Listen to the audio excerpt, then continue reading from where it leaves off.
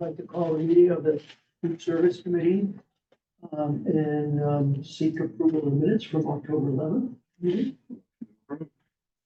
All in favor? Any public comment? No. There's one pension application. We gonna Hi. hear? Tina? Yeah, I'm here. Can you hear me? Yes. So we have one pension application. It's for, and I'm going to butcher the name and I'm sorry. It's for Hilda Elia Cosio. She was from the Board of Education. She was a cafeteria worker. She was with the Board of Ed for 16 years and 8 months. The commencement date of her pension would be May 1 of 2024. This is an early pension and she selected option 2. We would request that this pension application be approved. You know, I have one question. It seemed like her final salary was much higher than it was for a lot of the cafeteria workers because it's kind of part-time. Is she like a supervisor or in some other capacity? Because I think her final salary was like 60,000. And a lot of times the cafeteria workers are like 20. Yeah, I believe she was, my understanding was that she was a full-time worker, which I think is what would equate to the salary. Okay. All right, perfect. Any questions on pension? Is there a motion to accept the pension? Second, all in favor? Opposed? Aye. Is there a motion for adjournment? Second, all in favor? Aye. Thank you very much. Thank you, Tina. Okay, we got a minute or two before the next meeting. That was efficiency. We can have a couple of chips maybe. Let's sip of water.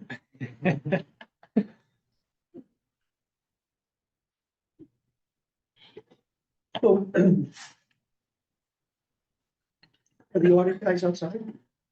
There. Oh, they're Zoom. here. Okay. Yep. It's so much more fun to beat on people when they're next to you. That's why we're always here. That's why you sit this far away, right? I figured everyone, last meeting, we had a full house. Oh, yeah. That was about as, And they Good were in attendance. Atlanta, aren't they? I think so. Or in Georgia. Yeah, we're down in Yeah. Atlanta, Georgia. He's gonna go faint. I'm not sure what that. What's that? Turn that louder. See if I can. Is that our end or their end? Yeah, That- he came in loud. Tina was fine.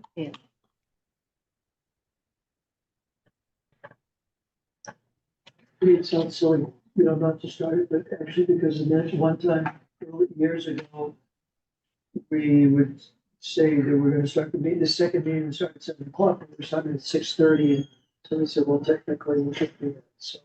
Since, we said we're gonna start at 6:30, at 6 o'clock, we wait till 6 o'clock. Then we go and just manage to breaks up that computer. Anyone have any fun plans this summer? Hanging? Yeah. No meetings. We don't have meetings in, July and August. School's out.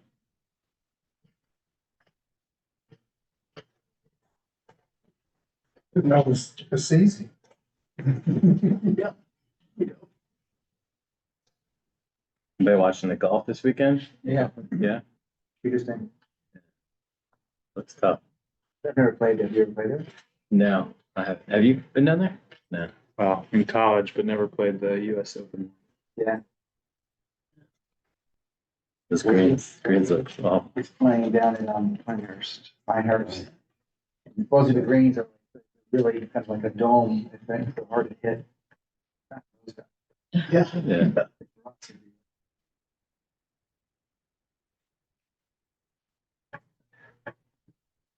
But not easy, I'm sure.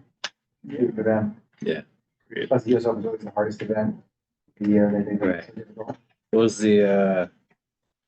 the one in Long Island a couple years ago? The one in Shinnecock. Shinnecock, yeah, that was really torturous. It's kind of fun to see him suffer. though. I like And it's that. Sadistic. 6 o'clock, guys. Let's get down to business. Chitsame, we ready? Yeah. Okay.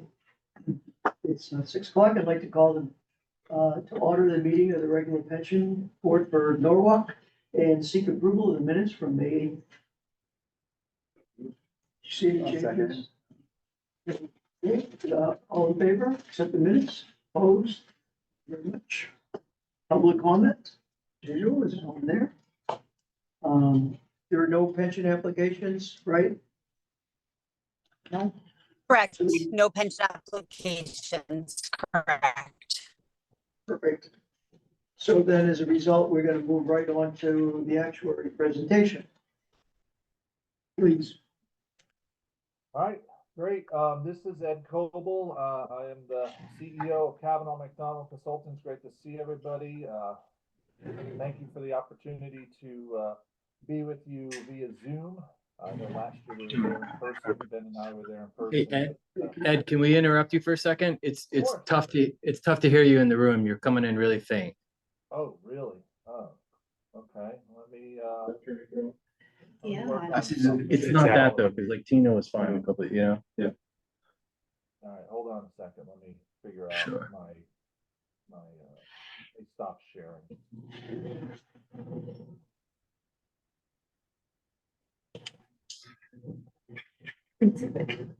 I don't know this.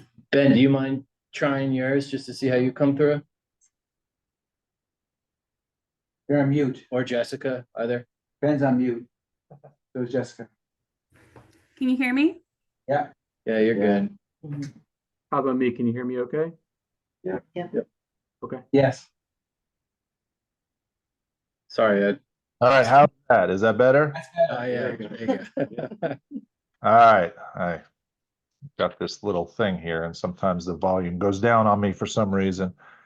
All right, let me share the screen again. Apologize about that. So again, I'm Ed Coble. I've got with me today from our team, Ben Mobley and Jessica Fain. Ben and I are gonna kind of go back and forth on the 4 pension plans, and then Jessica is gonna bat cleanup and finish up on the OPEB results.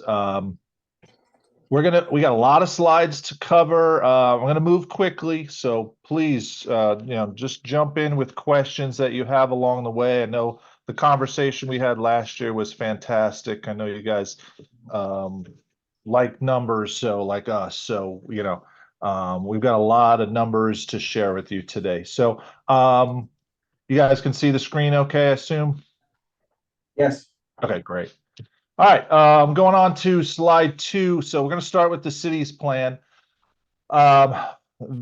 Now we're going back to June 30th of 2023, almost a year ago, was the results as of. So we collected census data and investment data as of that time. So whatever the Callan folks have been sharing with you over the last few months, ignore it. We're going to go back to fiscal year 2023. The investment returns for market value were still pretty good on a market value basis. It was a little over 9% as of that fiscal year end. But what actuaries do is this kind of smoothing approach. We don't like to look at just the market value of assets on the valuation period, but we like to smooth it out. It helps with keeping the volatility down and the contribution requirements for each fiscal year. So we had a bad year, one of those years in that 5-year period, or a little bit less than assumed, and probably one negative year. So the average of those years is 5.2%, a little bit less than our assumption. So we are going to see some actuarial losses or investment losses for that. So you'll see in each of our slides for each of the groups, you'll see a loss due to investment experience. So I won't touch on that for each of them, but we have a slide, a bullet that'll kind of go through that.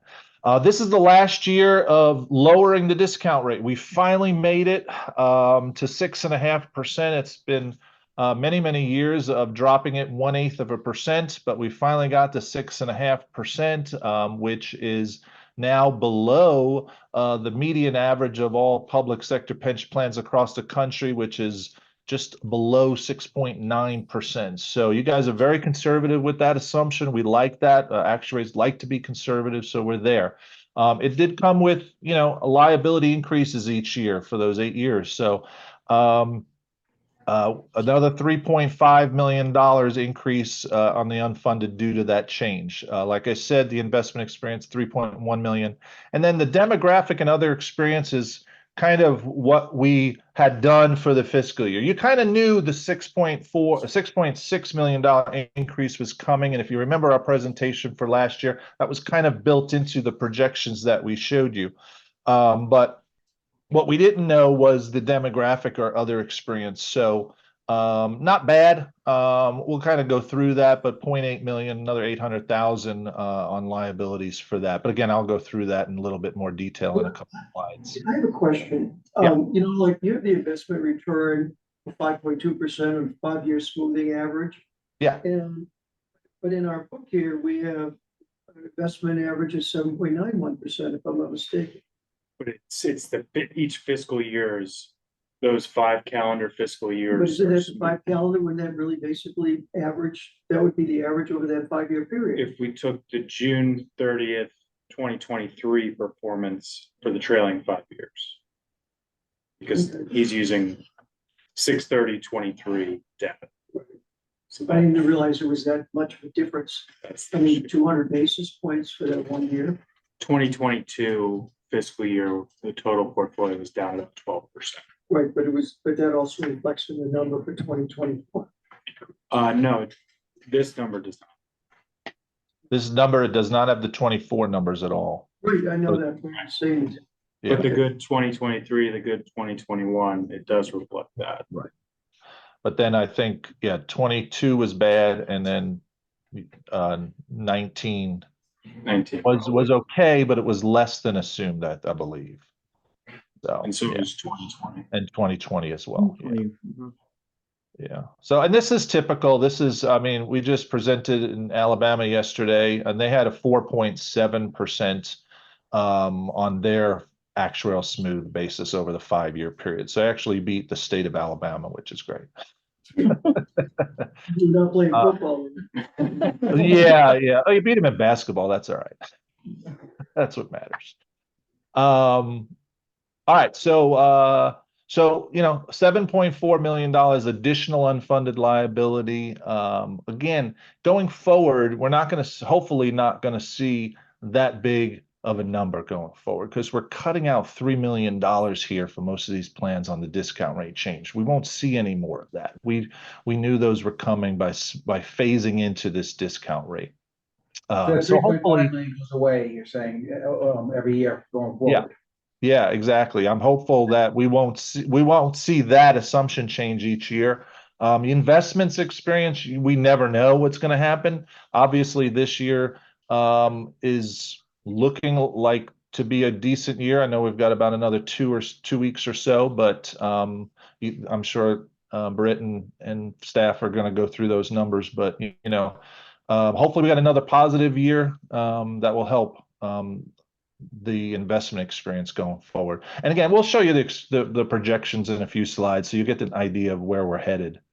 The funded ratio decreased to 77.8% for the city plan. And the ADEC, the actually determined employer contribution, is up to about $1.1 million over last year's numbers. And what we're asking for this next fiscal year is $8.2 million for the city plan. So that's kind of the highlights. Now, I'll just go through, I'm going to go through these slides rather quickly. But again, feel free to interrupt. This is a closed group of active members. We're now down to 260. You can see how fast this is dropping. We had 417 actives just 5 vals ago. So we've dropped over 150 members out of the active membership. Retirees are growing still. We anticipate that to happen still in our numbers until, you know, we start getting more deaths than retirements, which will eventually happen. But again, I think it'll be a couple more years, and that's kind of built into our models. We build that into our projection models, assuming that. Payroll is down as well, $20.9 million in payroll to those active members, and annual benefits going out to them is almost $19 million. When we look at everybody in collection and we project out their benefit payments and discount them back to today, we come up with a liability that's been accrued to date. That liability is about $285 million. So this is what we're looking to fund to make sure we have assets enough to cover this pie chart's liabilities, this $285 million. You can see the breakdown. It's mostly retirees, and that's just going to grow even more as this plan is closed, and you have less and less active membership. So we're eventually going to have a whole green pie chart here, and it'll take a few years, but I think, you know, by the next 15 to 20 years, potentially we'll have an all green pie chart for this plan. So we take that liability, then we compare it to our assets. Our assets are the green line, the actuarial value, and this is why we use smooth value, a smoothing technique in the assets. You can see we avoid the volatility that occurs in the market over the last 5 years. And this is what we want to value our contributions, our funded status based on this green line. So we're at $222 million to cover that. So you can see the difference there between the 285 and the 222 is that increase, is that unfunded accrued liability, which for this year is $63.3 million over here on the right-hand side. So that's how you get. Yep. Quick question. What was the funded ratio when the city started reducing the discount rate? Do you know that offhand?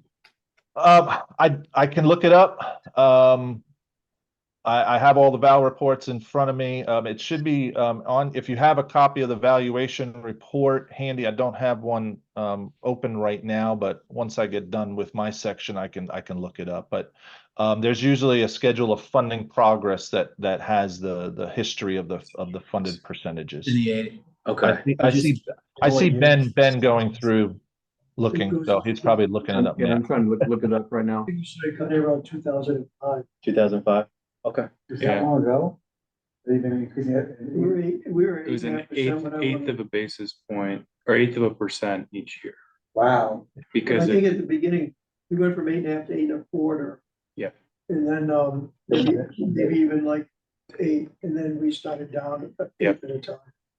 Because it would be interesting. I mean, even if it stayed relatively stable, that would be a really strong argument for how you all have done, right, on the investment side to offset that increased liability from coming down so much. Well, yeah, I mean, if we are still at 8.5%, we'd be good. Yeah. You'd be close to 100% funded, right? Right. And we'd also have to get new consultants because they're not keeping up with it. Yeah, let's look at all our right. report. Going back to the 2018 Val, the funded ratio is about 83.4%. Yeah, so you've maintained this funded ratio with getting more conservative in your assumption. That's been great. Part of that also would be the city contribution going up too along the way. That was part of the. that's why, Yeah. and that's why we did an eighth a year. Yeah. Yeah. It's because So a little bit every year wasn't a big number, and even except the very first year. because if you dropped it a full percentage point, it would be unbearable for the Isn't city. the assumption that we'll be at 100% like 17 years because you add slightly each time? Or 13 years, is that the number there, that amortization period? I'm sorry, I missed that. 13. Yes, the amortization period remaining is 13 Oh, years. yeah. And I guess the question is that when we're at 100% in 13 years, is that what that means? It's a closed amortization period. So what we're anticipating is to pay off this $63 million that's the ADEC is saying that if you make the contribution in 13 years, you should be at or around 100% funded. Yes.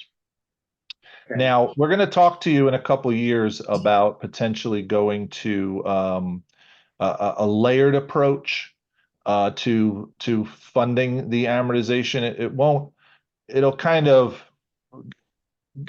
once we get to 10 years, I would recommend as your actuary to kind of do a layered approach, because what I'm worried about, if we get another great recession like we did in 08, 09, and we've lost 25% of our assets, and we have a huge actuarial loss, and you're at 5 years amortization, then that means you have to pay that loss over a 5-year period. That's going to add a lot of volatility to your contribution rate and amounts. And it may be something more than the city can afford. So what a lot of plans have done is kind of this layered amortization approaches to say, just in case we get some of these volatility that occurs in the investment arena or other things, we can smooth that over a 10-year period instead of a declining period where we're stuck with it. So it's just to kind of get, our goal again is still to get to 100% funded or at or around there in that period, in that 13-year period. But just in case we get some gains or losses going one way, it avoids the volatility that we want in the contribution requirements for the city. So again, we've got a couple more years to get to there before we do that. A couple of times. I'm When sorry? they were lowering it, when Hamilton was here, Mhm. what he did was he changed it, it got down to like 19 years and he bumped it back to 25 years. Yeah, I don't want to do that. Yeah. Yeah. No, And I don't want to made do it- that. We didn't have to, it's gonna be a decision you make. You know, I don't see that unless we fall on, super hard times. but, because I talked to Henry about it when he was here and I said, are you gonna do that? He said, no, that's gimmicks. Right. We've made, like they were saying, we made really good progress. You guys have made really good progress, been very consistent with your investments and keeping up with the discount rate reductions. And so that would take us totally in the opposite direction to do something like that, just in a different way. Good. Yeah.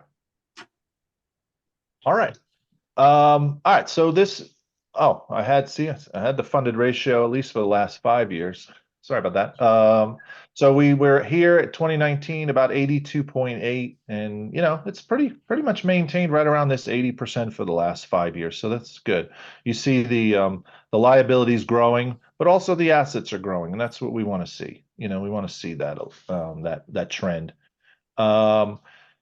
So looking at, and you're going to see this chart, and we'll spend a little bit more time on this chart than some of the others, because this is what actuaries do. This is really what we're doing from val to val is to looking at, all of our numbers, all of our projections, they come with actuarial assumptions. We're assuming how much people are going to get paid in the future, when people are going to retire, when they're going to die, all these assumptions, all these things, and how much the money is going to earn.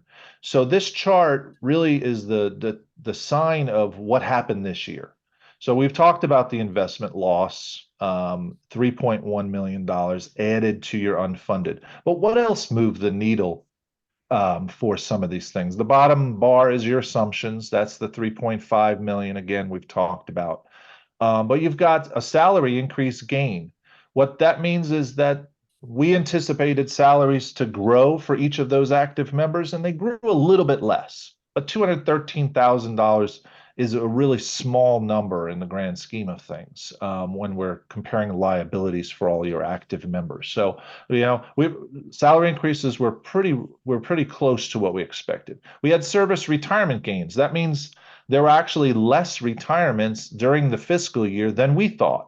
We might have thought there'd be 20 retirements, maybe there were 18 or something like that. So we look at that, what we base it on. And if we're way off on some of these, we want to adjust our assumptions. So we look at this in aggregate over the last few years to see if we have a lot of gains in retirements each year. That means our assumptions may be a little off. And then we make adjustments every 5 years. Mortality had a loss. That means there were less deaths than expected. That is totally opposite with what we've seen over the last 3 years due to COVID. So we're getting back to better mortality. So I think this is kind of maybe a result of the pandemic that this fiscal year mortality was actually better because the pandemic, unfortunately, it killed off a lot of old, unhealthy folks that could have been in your plan. So again, There's a morbid topic, but it's something that we do look at from year to year because that's we're trying to predict out how many folks are going to be in your retirement system going forward. The other piece is probably the other largest piece, and it's kind of a bucket of a lot of things. There's timing of financial transactions during the year, but what a lot of this is data changes.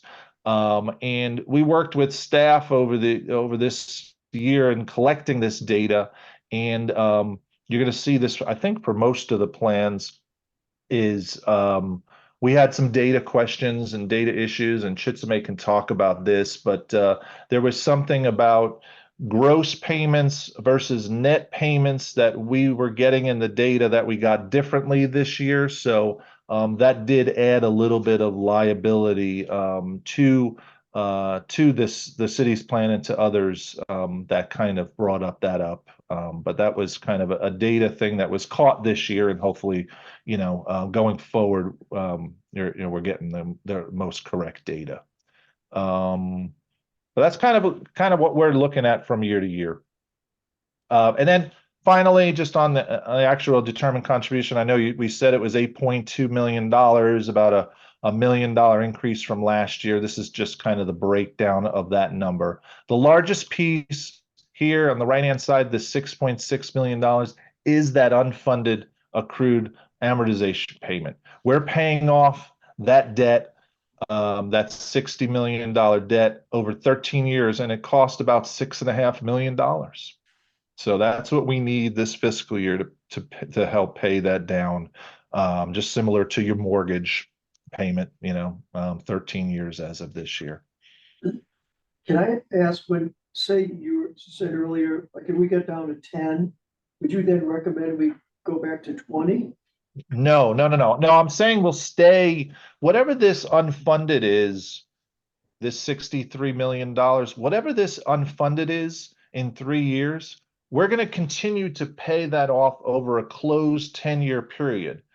But what I'm saying is, if this is in the 2026 val, in the 2027 val, you're going to have an experience gain or loss. The sum of these numbers, the sum of what happened during the year that added to or subtracted from your unfunded, we're going to amortize this loss or gain over its own 10-year closed period. So in 2027, you're going to have two bases. You're going to have one that has 9 years left, and then you're going to have a new base that has 10 years left. And then we're going to do that every year going forward. So in other words, you're looking at investment gains or losses as a separate category. Everything else is in another bucket. Yep. And stays on the digital schedule. Okay. Yeah, so it's still a closed period. We're not extending anything. It's just taking a little volatility out of any future gains and losses over that smaller period of time.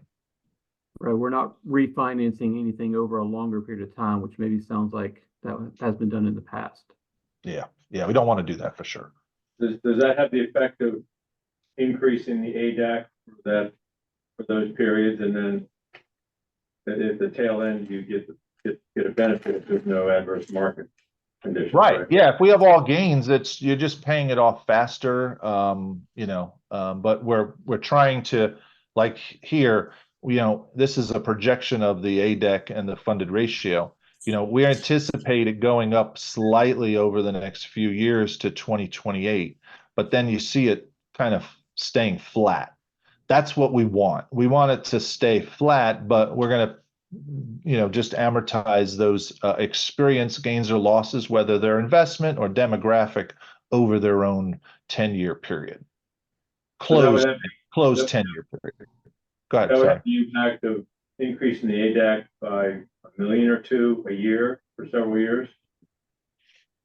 No, not necessarily. We could have gains. We could have good investment years where it kind of detracts from the ADEC for that year. Okay. So I think to Ed's point earlier, the hope is if you have a 2008 scenario that you're not stuck with it with a shorter amortization period. Mhm. Yeah. So that smooths it a little. Yeah. And that's smoothing, it was 10 years, or smoothing, 5 years? 10 Today, years. For the I investment. would, yeah, I would recommend 10 years. We're That's smoothing amazing. investment gains for this over a 5-year period, but amortizing it, I would do over a close 10-year. So you threw out 2012, and then we added 2023. but right now, Ed, in this analysis, the investments are smoothed over 5 years, correct? That's correct. Yeah, I don't want to change that. I want to, Right I now. like the 5-year period. When we get to like 5 years left, Then we've made 10 years. yeah. But just the investment piece, not the liability. Okay, yeah. All right, we're all good? Oh, good, yeah. Okay. All right. So again, so we like to provide this as part of the valuation, because, all right, we just saw where we were as of June 30th of 2023. I want to show you, where we're headed. So there's no surprises for you all. You guys are managing these funds. You should know where the numbers are potentially heading for the next few fiscal years. And, projections are what they are. They're guesses, they're estimates of what's going to happen in the future. And the only thing this is the actuarial joke and humor, is the only thing I can guarantee is these numbers will be wrong. But because you aren't going to get an exact 6.5% return for the year. Hopefully you're beating that. But the investment return is never exactly what we're estimating. It's just, we hope that's the average over the long term. The demographics, not everybody dies when we anticipate them to die. So again, this is a trend line. Don't take these numbers for what they are, but we should be a little bit higher for a contribution, so that this first bar is our contribution, a little bit over the $8.2 million. Next year, we're looking at maybe $8.4, $8.5 million as a contribution. Now, if investments are great, and we have gains in investment and maybe some gains on the demographic side, that number could be lower. If, again, losses would push it up a little bit. But the hope is that this will be a good trend line of projections, and this will be a good trend line of where the funded ratio is headed. And you can see in a 10-year period, we should be back up right around 90% funded if these contributions are made. So you can see we'd potentially be heading close to $10 million for this fund within the next few years. And again, this is recognition of the asset loss once it's fully in. That 2022 loss is fully in 2028 for the fiscal year payment. Then it kind of smooths out over that time and actually decreases over the next few years. And assuming that we're making a 6.5% discount rate. That's exactly right. Yep. A lot of assumptions go into it, but yeah. Hopefully we beat it every year. Now that we're more conservative and we beat it, these numbers will be lower. It's the whole, time value of money. If we get more investments, contributions don't need to be as great. So This is why, Dave, the portfolio is diversified to different asset classes, so that when stocks are down 20 or 30%, there is an anchor in the portfolio to hopefully perform okay, so that you're not getting these huge swings, because the path matters, as each year when these valuations are done determines how much the city will ultimately have to contribute. all right, I'm gonna. Just out of curiosity, if we had a down year, does the city contribute more that year, or the city, we keep it at 8.5%, the 8.2 million around there? Because we're just smoothing that out also. It would depend on the average over the smoothing. So if the down year is significant enough to pull the It may average, go up. it may go up. It may go up. But the idea is you're minimizing that variance. Because you're smoothing it out. Because over you're- 5 years or 10 years, depending on what we're doing. All these But- assumptions are rerun every year. Yeah. All other things being equal, if it goes down, then yeah, our ADA would go up. Yeah. After that next event. Right. Next step. Yeah, exactly. It wouldn't be a 1-for-1 because of the smoothing. Right. Okay. I'm going to turn it over to Ben. He's going to go through police, and then I'll be back for the fire plan. All right, great. Thank you, Ed. I'll try and go through these slides, maybe pick and choose a few of the key slides. Starting here on the key findings. Again, for the fiscal year, we had about a 5.2% return on actual value basis. That had, in general, for the liabilities, we had an increase in the unfunded liability for this plan of about $7.7 million from last year. You can see the breakdown there that, again, the discount rate increased liabilities about 3.1 million. On the investment experience, that increased liability about 2.1 million. Same kind of ballpark numbers for that. For the police plan, however, we had, due to demographic and other experience, we had an increase in liabilities of about 2.5. So all that adds up to the 7.7 million increase in the unfunded liability from last year. The funding ratio decreased from 74.4% down to 72%. And the ADEC is calculated to be about 7.1 million for the year, which is about 1.1 million higher than in the last valuation. So you can go to the next slide. Hey, Ben, what do you know? Can you just touch on what were the demographic and other experience? Like, because that's a pretty big. Yeah, we'll show you in a couple slides. That's okay. Oh, okay. Okay. Yeah, when we get to the gain loss slide, I'll go into a little more detail about that. Just on the next slide, just to give you an idea of the counts that you have for this plan, the 162 active employees. Again, this is an open plan, so we're not decreasing the active counts over time. So that number of active employees is staying relatively level over time. The number of retirees is 221, relatively level itself. So Ed, if you want to skip ahead to slide 17. Yeah.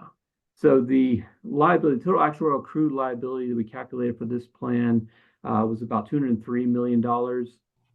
The actual value of assets, again, with the smoothing technique employed, is $146 million. So that difference there is the unfunded actual accrued liability of about $57 million. Again, that's about 7.7 million higher than last year. And again, the funded ratio is down to 72%. So now if you go to slide 19, we'll get into that gain loss slide and get into a little more detail there. Again, so that, unfortunately for this plan, a lot of the experience was sort of all on one side and on the side that we don't really like for it to be on.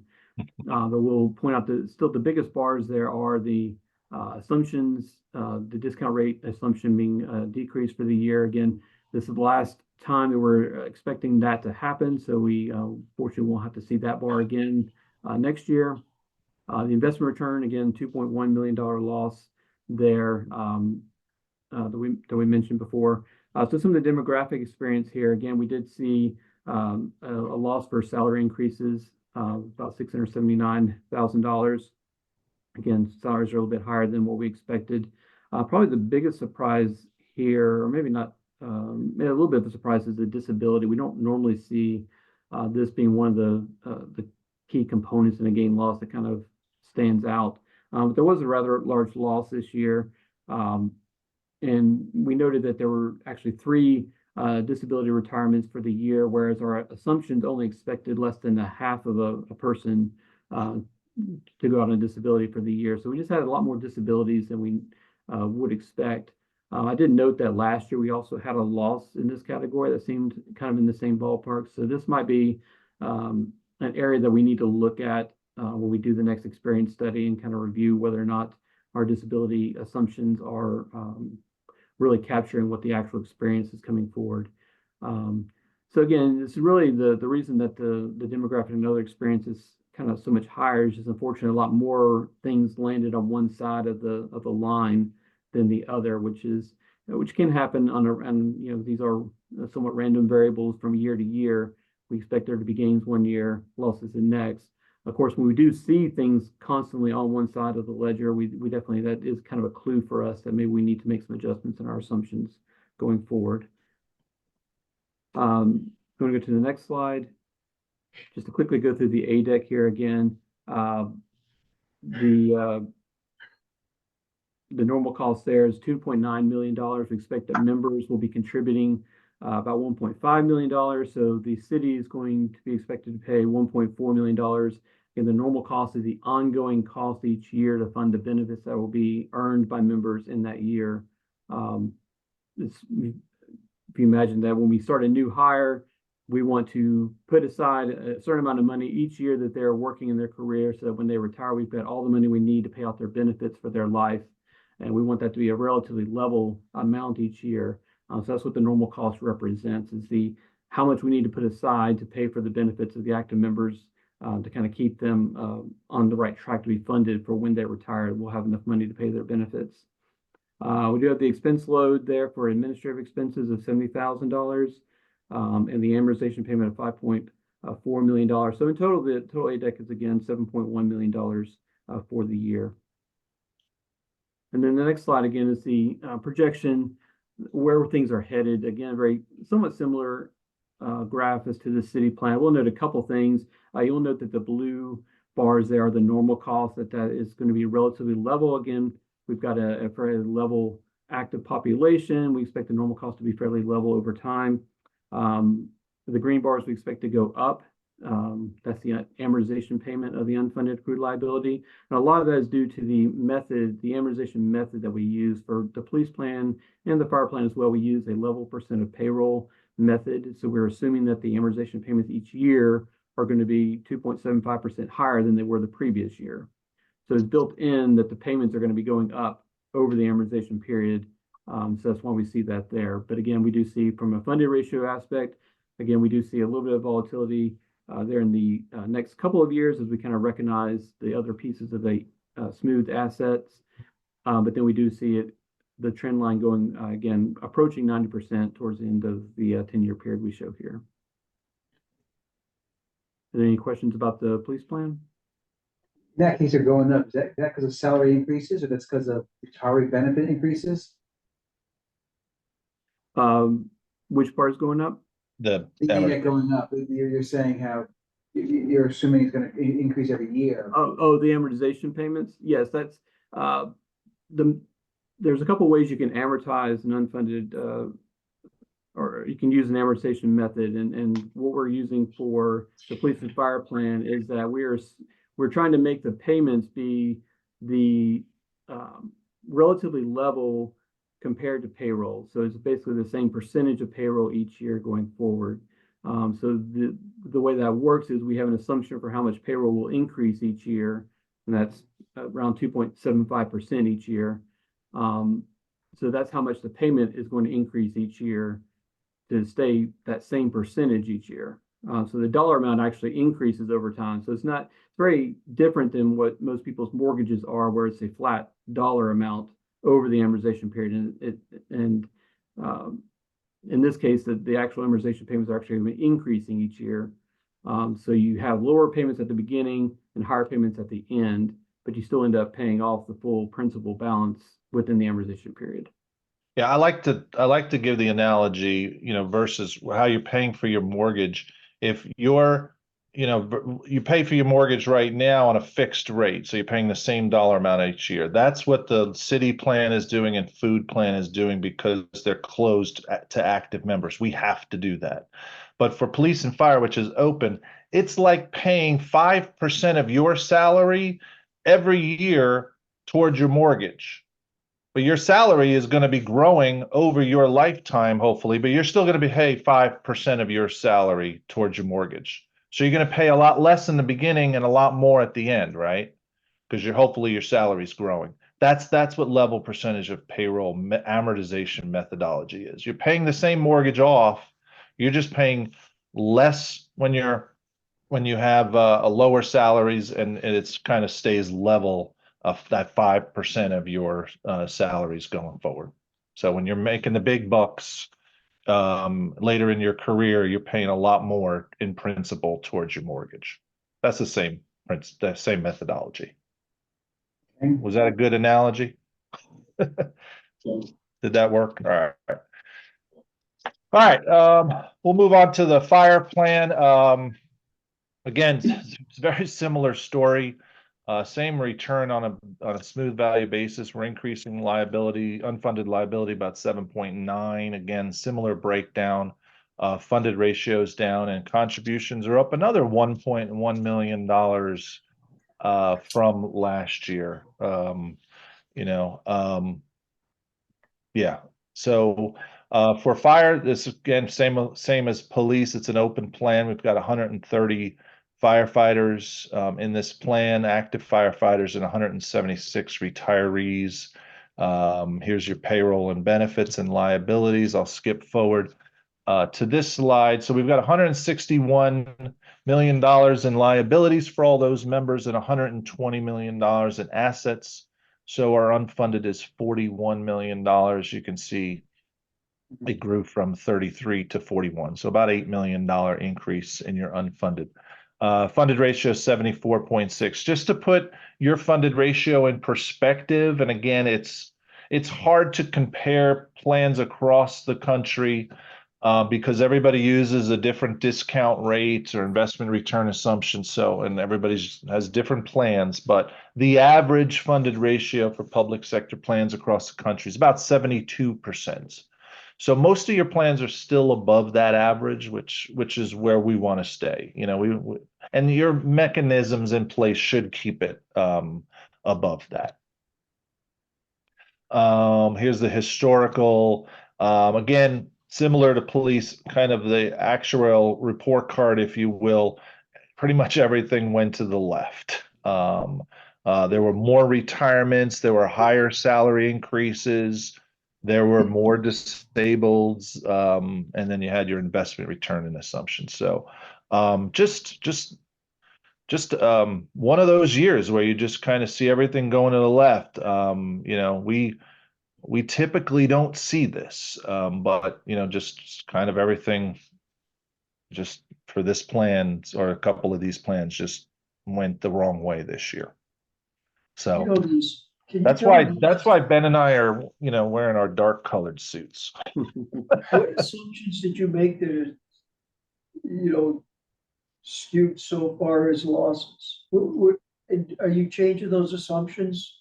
So that's a great question. Something I was going to talk to at the end. So we typically look at the actuarial assumptions every 5 years.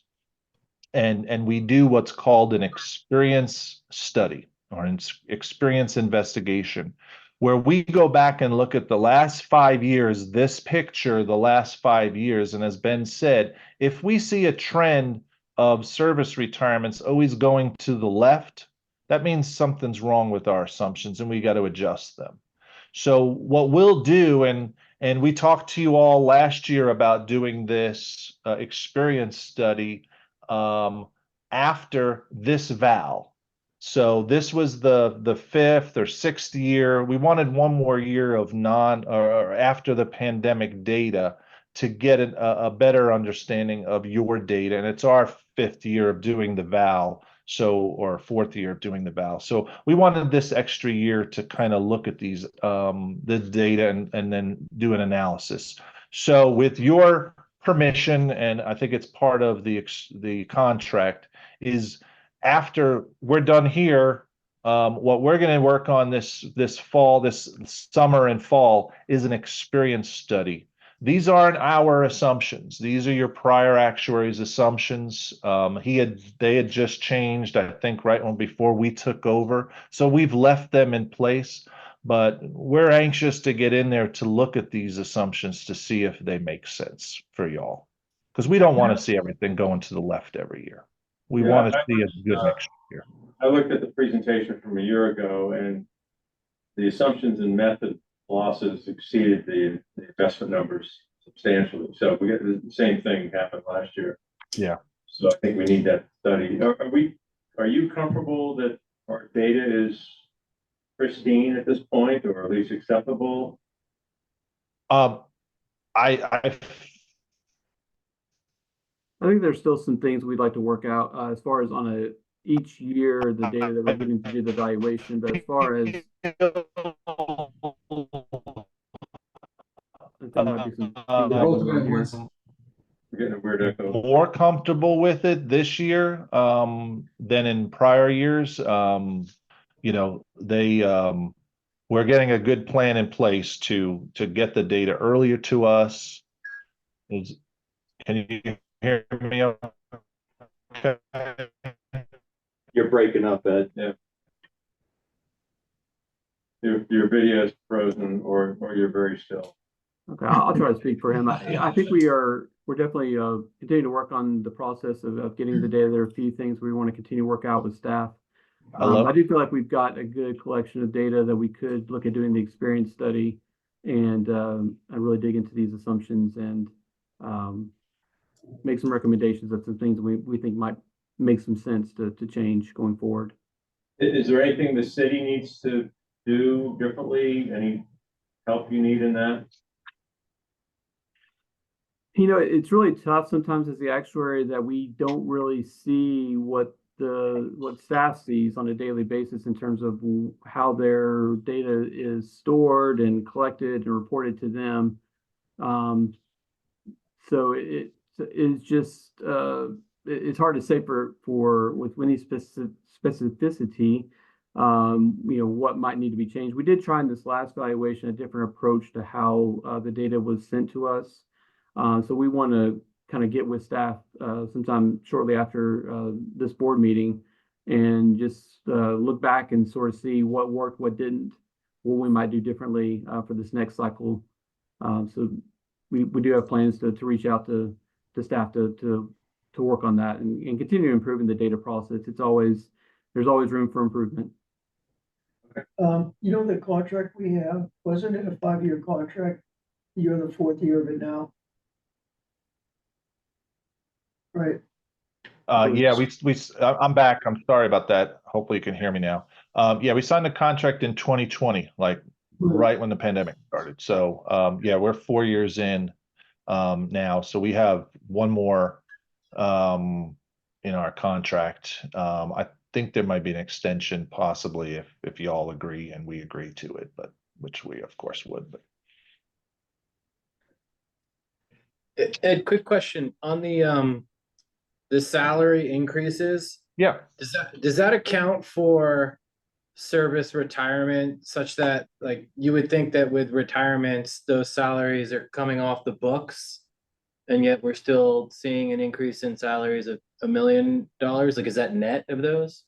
So this is for everybody who was active last year and active this year. So it takes out anybody it takes out all the retirements that happened during the year, and it compares what we anticipated salaries to be, and what actual was given to those members. So, you know, we thought, you know, somebody making 70,000 was going to make 73,000 last year. They're now making 75,000, you know, so a little bit higher maybe than what we anticipated. And, you know, retirement benefits are based on salary. It's a final average salary formula. So when you get higher pay raises, it impacts your benefits in the future for all these active members. So that's what that line is representing.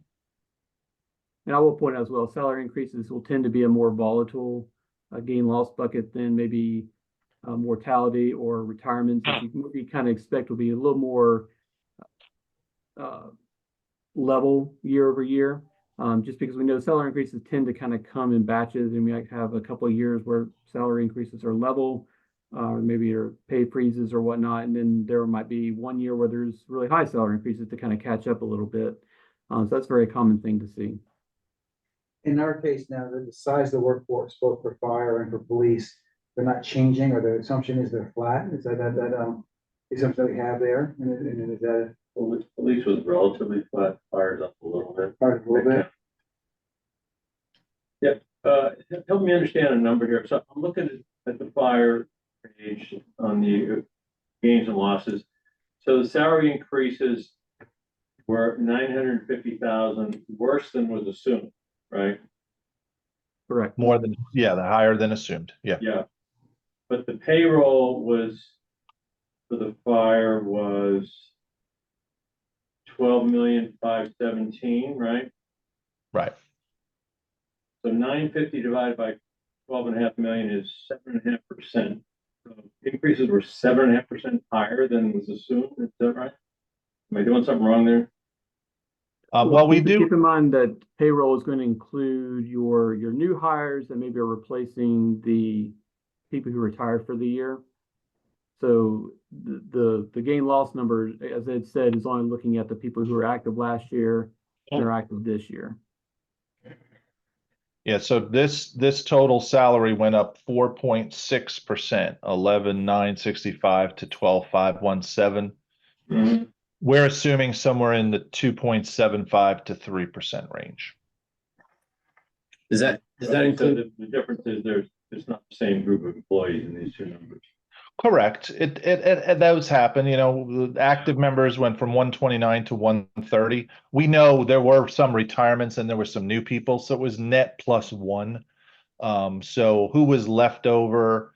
Maybe there were 120 people that were there last year and there this year. Those folks got a 4% raise versus what we assumed at 3%, something like that. Again, I'm throwing out numbers, hypothetical numbers, but you know.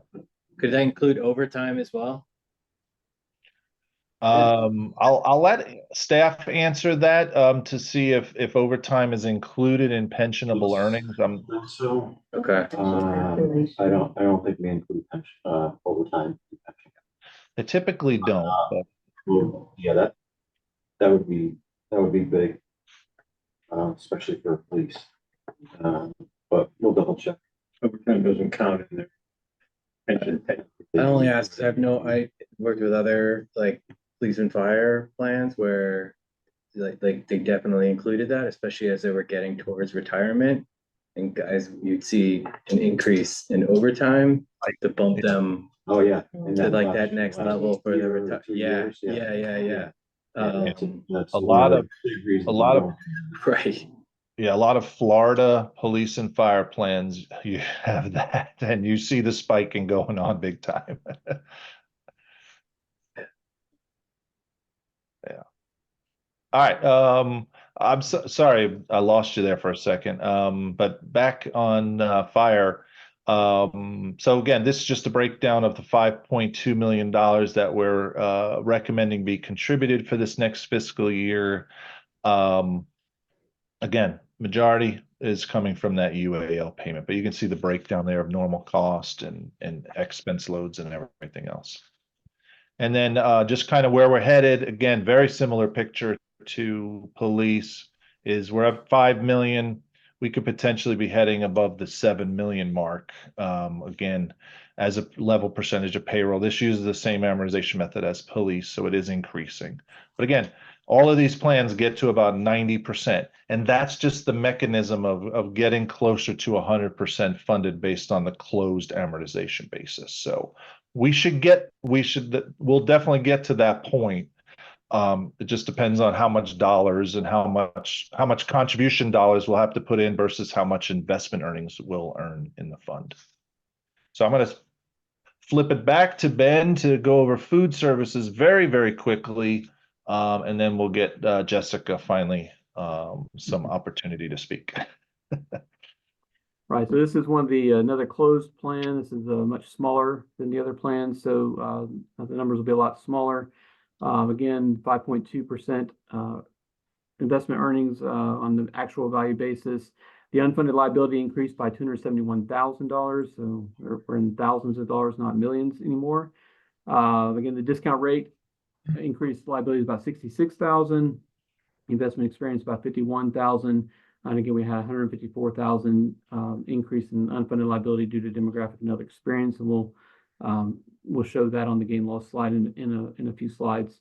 The funding ratio decreased from 71% down to 68.3%, and the ADEC is calculated to be $297,000, which is about $25,000 more than last year's ADEC. So we'll go and skip all the way. Well, I guess we'll look at slide 33 just to kind of give you an idea of the relative size of the membership for this plan. So there's only 43 active members left. You can see how dramatically that has come down in recent valuations. But we also only have 45 retirees. So it's a very, very small plan, and that can have some implications in terms of the liabilities, the gain losses. You can have a lot more volatility just because one person does something that we don't expect them to do. either in terms of living longer or retiring sooner or something, can have a bigger impact on the liabilities just on a year-by-year basis. So again, going to slide 37. Again, the actual accrued liabilities is $5.4 million. Again, much less than the other plans. The actual value of assets is $3.7 million. So again, when you subtract those two, you get the unfunded actual accrued liability of $1.7 million, which is again $271,000 higher than it was last year. Again, the funded ratio just under 70%. And again, unfortunately for this plan, a very similar thing, where just unfortunately a lot of the losses or most of the buckets that we consider for our gain loss just happen to be on the left-hand side. Again, we have the investment return and the assumptions, which we kind of expected to be losses, or at least we expected that for the assumptions being the discount rate change. We didn't expect necessarily the investment return to be a loss, but we have seen that with the other plans. Again, this plan specifically, again, just had some demographic experience for the year that just sort of generally went in the wrong direction that we would want to do. And again, perhaps reason for us to kind of review these assumptions in the experience study coming forward, so we can make sure we tighten this up and make sure that we don't see either gains or, in this case, losses always happening on one side. So again, the ADEC, we get an total ADEC of just under $300,000. You can see the pieces there. Again, we're amortizing this over 13 years. As Ed mentioned, this is a closed plan, so as you see on the projections there, we have the normal costs declining over time. Again, as the active membership goes down, the amortization payments are more or less level over time, because we're not using that percent of payroll, because we know that payroll is going to be going down. We don't want to assume that our payments are going to keep pace with salaries, because we know salaries are not going to be increasing over time. So we want to do something much closer to just a flat amortization method, which is what we're doing here. But again, like the other plans, we do see the funded ratio eventually approaching the 90% mark. All right, and then just added this slide this year, just to kind of put it all in perspective for all these pension plans. Here's just kind of, if you want to, this is the slide you rip out and you put on your refrigerator at home, so you can keep track of all year. But this is kind of where the funded ratios are, and then what the contribution amounts that we're asking for on the pension side. They all add up to about $20.8 million. You know, that 20 million, if I'm correct, 9 million is just from going from 6 5/8 to 6 1/2. Is that correct? This is contributions, Frank. That was liabilities. Right, but I mean, the liabilities increased by Correct. liabilities increased by 9 million. Right, and we're paying that 9 million over 13 years. Right. So it's not exactly 9 million is not the contribution amount, but it's a portion of that amount, 9 million divided by 13 years amortization. So you start marching back up to 7 1/2, we get back 90 million bucks. Assumption. I'm only It would kidding. definitely dramatically change the numbers. All right. Just to get back to you on this, the question of overtime, it is not. Right. Overtime, longevity, stipends. It's just basic. Yeah. Do you do the negotiating because the contracts are up, right? I could get involved. But Tina does the bulk of the work. Yes, we're in the process of negotiating all 6 of the collective bargaining agreements as we speak. And you know, I mean, some of that information, it doesn't necessarily mean that we're going to change our investment strategy. But for example, if you change, like right now, you get a cost of living adjustment of 1.5%. If that went up, that would change the amount of funds that are being taken out of the pension plan. So if there's changes like that, can we be notified, please? Absolutely. I'll have more information. Jared and I have a meeting with police and fire, which if there are any changes, that would most likely be the biggest group. Our next meeting is January 25th. I'm pretty confident we'll have some better information after that meeting, and we'll be able to provide an update where we believe we think we're going to come in. Did I might have misunderstood you. Did you say January 25th? I'm sorry, I might have said January 25th, but I meant June 25th. Sorry. we meet on June 25th, and we should have more. Relax about the negotiations. Yeah, I'm sorry. It's been a long day. I'm gonna just chalk it up to that. She can't believe it's June already. So, when do you all think you'll have your, experience study done?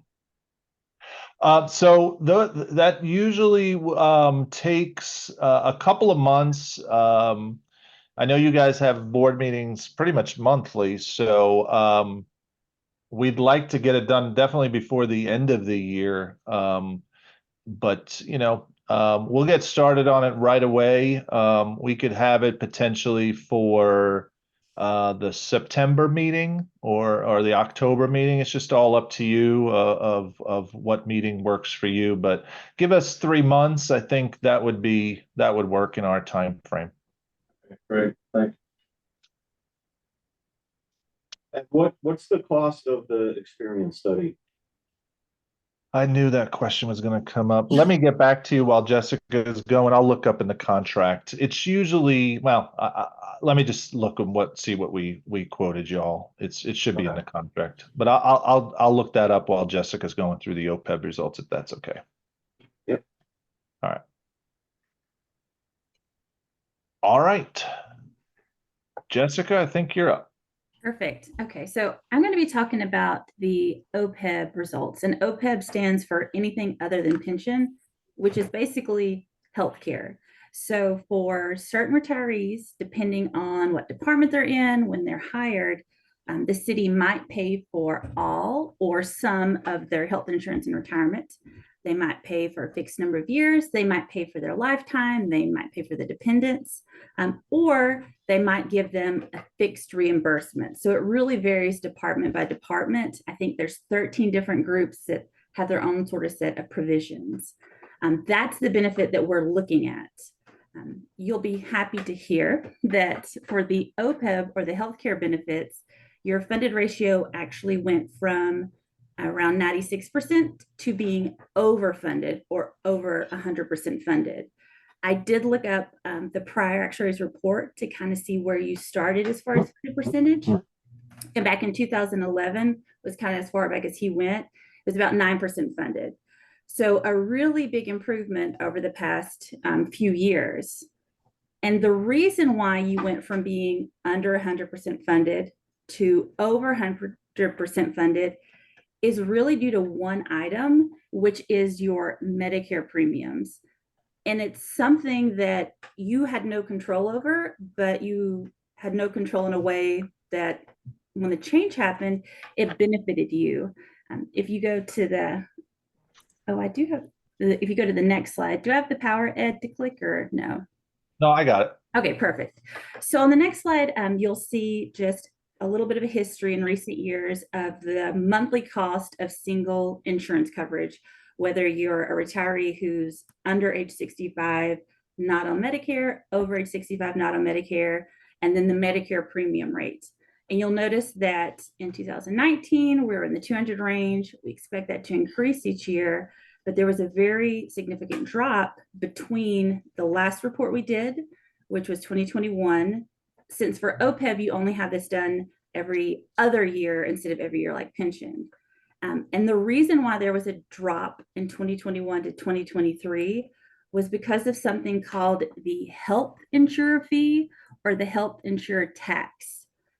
Back in 2014, as part of the Affordable Care Act, there was a fee or a tax that got put on everyone's Medicare premiums that made them higher. So like a one-time spike in costs. And again, that was a year where you could control it. And you probably didn't like hearing that when it came time for your insurance renewal. In 2020, there started to be some discussions on whether or not you should be subject to that, whether or not that should exist with Medicare premiums, or if it should be repealed and removed from all Medicare rates. And that was eventually decided and done. So everyone's Medicare premium, not just yours, but nationwide, had a one-time drop.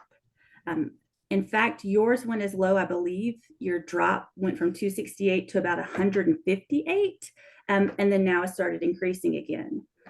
Unfortunately, that change happened shortly after you'd already prepared your 2021 report. So other people have already had this discussion and recognized it in their results, but you're just seeing it for the first time here. So once again, it's a one-time drop because of something that happened in the federal government that you didn't really have any control over, but it's a drop that you probably wouldn't mind seeing, because since Medicare rates are much lower now, for those retirees where you are paying part or all of that insurance premium, now we're saying you don't need to have as much set aside because they're not costing you as much as we initially thought. So really the reason for the rejection is almost entirely due to this one item that happened that, again, was sort of beyond your control. But Jessica, is there a chance that the government could implement a new Medicare tax? Because the funded status really, it ties into the asset allocation. So a huge jump in funded status is going to affect how the board manages the assets. And if the funded status is now over 110%, that's a significant change from being 40% or 50%. There's always a chance, especially with elections coming up. There's something already going into effect over the next few years that people aren't quite sure how to all play out, called the Inflation Reduction Act, that has a lot of things that will start to go into effect, in 2025, 2026, different pieces that are supposed to change co-pays for prescription drugs and shift some costs around between the member, the insurance company, the employer who's buying insurance. It's still very up in the air as to what that's actually going to look like. So people aren't sure if that means it's going to shift more costs to your members or you when you get your insurance renewal, or if it means insurance companies might not make as much of a profit when they're providing coverage for prescription drugs. It's still very up in the air, but that's specifically something that'll start to go into effect, and no one's quite sure how it'll all play out because they haven't given clear guidelines, because they're still figuring out exactly how this will be implemented. But especially anytime there's an election season, when it comes to healthcare costs, that's always a big topic, and there can be legislative things that happen, depending on what parties in power, et cetera, that once again, you don't have any control over. So the benefit of doing like an OPEB report every year is that you capture that a little sooner, but then also just keeping an eye on the news and that sort of thing and trying to be conservative and sort of, planning ahead in case things swing. So Ed, if you'll go ahead, a couple of slides to the recommended contribution. So one of the things we wanted to talk about that sort of plays into this is, since you're over 100% funded, you could in theory give yourself a credit and pay a lower contribution rate. So line A and B, that's the normal amount you put in for your actives each year. And then usually line E, if you were not 100% funded, this would be your payment where you're trying to catch up and get to 100% funded. Since you're over 100% funded, you could in theory recognize a credit and have a much lower contribution you put in. If the budget permits, we would recommend that you try to ignore that credit and still contribute that 2.3, 2.4 million amount. Obviously, it's not our budget, it's not our money, so we understand that you have other expenses. But that would be a way to, because there is stuff up in the air, and again, you're going to be using this number for the next 2 years. So any changes that happen in the next 2 years, you won't recognize the impact, whether it's an impact that you like and it decreases your costs, or one that increases it, that's a way to sort of, hedge against potential changes that are beyond your control, which is frustrating, that could impact your liability here. Didn't Barron change a insurance policy? That was one of the things that helped us. You were here with Barron. Yes. And didn't he make a change? He negotiated with a different medical plan, not just. I believe that's for active employee, possibly. I think back in I thought you said that's 2017, you guys might have joined the state plan, and so you had some Yes. cost savings that And year. that, right, and that changed That was a our big bump. funding quite a bit by going to the state plan. Yeah, Yep. so your funding went from about 13%. And then when you join the state plan, and obviously whenever it's a bigger group of people, you get more stable rates typically. Your funded percentage jumped up to 46% back in 2017. And you've been with the state ever since, slowly improving. But this most recent spike was because of Medicare premiums, which again was everyone. It wasn't just your plan, it was all our state plans we worked with. And of course, no one, minded that news, but it is, sometimes it can be a little nerve-wracking now having this conversation. Well, gosh, what if, so in theory, they could do the opposite, even though we're doing everything that on our end to make sure that we're managing properly, administering the fund properly.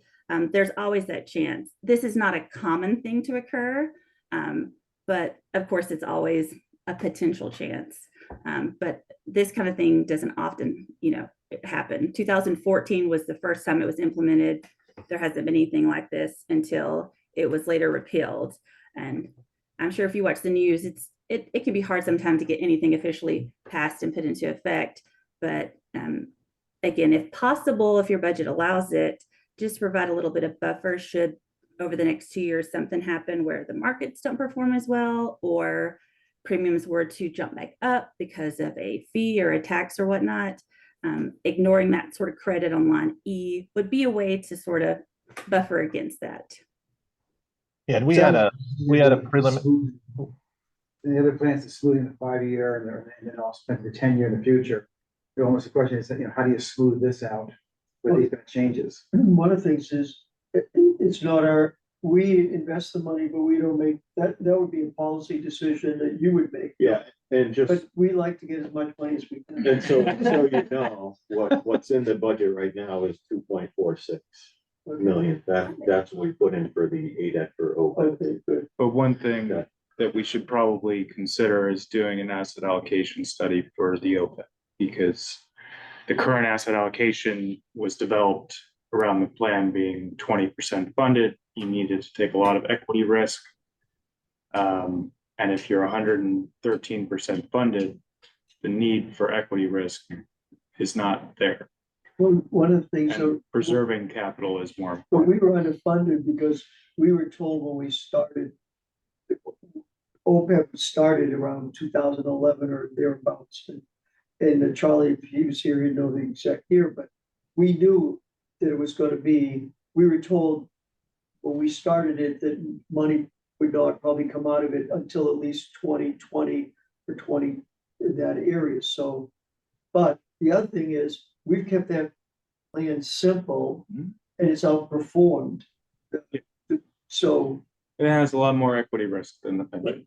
but your brother would say, keep it simple. Yeah, keep it simple. Totally. And with the discount rate there, also 6.5% Yes. Yeah, Yeah, it went to 6.5% before. before the big. When, once we Yeah, were- it was. Something to consider. We could come back in the fall. Yeah.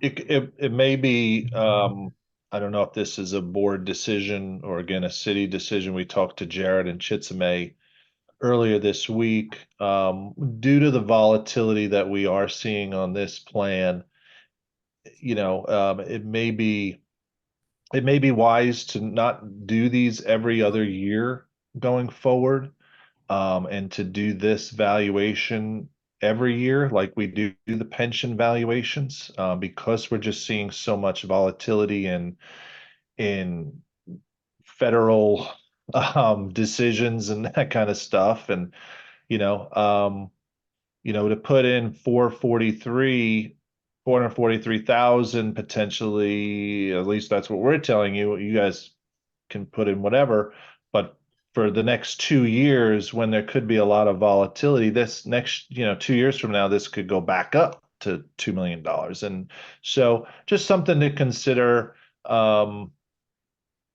don't have to make that decision today, but, a lot of plans who have done OPEB reports every 2 years have now started to do them every year. But then that would be something that would come up in the contract. Right, right. And speaking of that, I did look up while Jessica was speaking, the cost of the experience study is $32,000. That was in the contract. Yeah. So we have come to your guys' favorite slide, the last one. We've already done a lot of that. So happy to got all night, happy to discuss any more things you guys want to talk about, but So you guys do do you still do the state of Connecticut? we do, yeah. Connecticut SERS, both judges' plans, MERS, and the teachers' plan as well. So sometime maybe we could piggyback on you guys the next time you meet with us, you can come in person. Yeah. We enjoyed our time last year, coming up there. Actually, Ben and I were up there last week, so we do enjoy coming up to Connecticut. We get there a lot. On the healthcare team, we just recently hired someone who lives in Connecticut. We haven't convinced right. him to move to Georgia. He seems to like it up there, so we're not gonna Yep. force him to move. But he'll be working for us, doing everything through Zoom and communicating remotely. We did he's add him from for our healthcare team. So he lives in Madison. Went to UConn, was a swimmer on the UConn swim team. Actually told me, I had lunch with him last week, told me he was in a relay next to Michael Phelps once. So that's his claim to fame. He got his butt whooped, let's put it that way. that was the moment he decided to be an actuary swimming. Exactly. Anymore. Yep. Anybody have any questions? Okay, thank you very much. Thank you. All right, thank you all. Thanks. Good night. Good night. I have a quick question, just answer this question. Why did Medicare affect OPEB, not the other entities? Well, why would, There's no. Because the OPEB is just put to fund healthcare. Right. That's all. Other It's sources funding of healthcare, employment. that's all. Yeah. Right. So that's why it's Not a not a pension. pension. yeah, when it was started, they told us it was other post-employment benefits, but it was like, what is there besides Healthcare. healthcare? And they went, really nothing. Right, just healthcare, so it's doing. And most Like, towns, Life is part of it. Life but it's- insurance, It's- small. Yeah. Right. and most towns fund as they go, so they don't have a funded status like Norwalk's. They understand the cost for the year, they pay that cost, and that's how they do it. It's part of the So it city. helps your budget, right? That we get OPEB money. What's that? It helps your budget. You don't have to, I mean, we have money out of OPEB. All the. It's funding it Yeah. rather than making it a line item on your budget. Yeah, And the yeah, town and get the credit, benefit of the returns. the Right. town credit rating is probably a lot better because. Right. of the fund. That's rare. It's a rare thing that they, especially, I don't know about other states, but that a town has their, OPEB fully funded. Yeah, I mean, between that and going to define contribution, it's a big difference for the city. Well, when you, and to Frank's point, when you tag on with the state, obviously helps a lot too, right? Yeah. In terms That's a big plus. of the raise. Yeah. So their contract expires a year from now, roughly? Yeah. Well, so Do bidding or not? I mean, yeah, and what happened was we did the bidding last time. Yes, Mhm. remember we did that. But the reason why is because the previous actuaries just decided they weren't interested in staying. Yeah, they missed the posting for it. Is that what it was? They Yeah. missed the posting? Yeah, they missed the posting. Cause they did a nice job. Yeah, They were yeah. fine. Yeah, And it was Connecticut firm. internally on their end, they just, Is that Booker? And- yes. And one of the things was Henry liked them because they did stay, stay. and he figured that it would hurt us, you know, These guys. but, Yeah, but they're pretty reputable. Holcomb was like, they're a Connecticut-based Right. company. They did a number of, they had about 80 cities, you know, in Connecticut. We should do an RFP when it comes time. If there's a provision, and I don't remember if there is, that you could extend for a year, then I think that would be fine, but once the contract's up, just to be consistent with everything else that we do in the town. Yeah, that's fine. We should probably. Yeah, if we're not gonna extend, then I think the plan was to start that. But actually, this Well, would conversation, we do an well, RFP even if we extend? we should go in If executive you session. extend, then we can extend, then we can wait another year You before know, we do it. we're gonna go to an executive session for a moment. Yeah. Because. Yeah. We're discussing something that, okay, Okay, I'll put everybody on mute for executive session. okay. Well, they can still hear.